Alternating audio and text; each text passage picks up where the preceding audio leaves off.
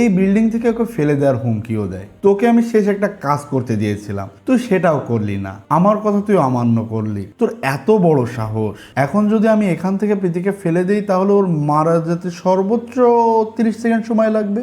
দয়ালের মুখে এসব কথা শুনে অনেক কাকুতি মিনতি করতে থাকে ওর কাছে দেবা। অর্জুন খুবই ভালো ছেলে, তাই তাকে মারতে আমি পারিনি। তো প্লিজ তুমি প্রীতিকে কিছুই করো না। কিন্তু ওর কোনো কথাই যেন কানে ঢুকছিল না দয়ালের।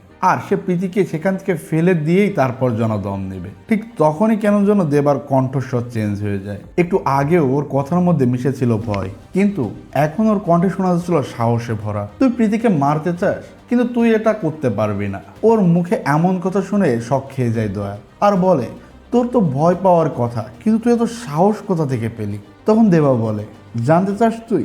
তাহলে শোন, তোর লকারের মধ্যে যে জিনিসপত্রগুলো ছিল ওখানে গিয়ে তুই কল লাগাতো, দেখ তো জিনিসপত্রগুলো ঠিকঠাক আছে কিনা। তখন দয়াল তার সহকারীকে কল লাগায়। সে বোর্ড খুলে দেখতে পায় পুরো বোর্ড একদম পরিষ্কার করে নিয়ে গেছে কেউ।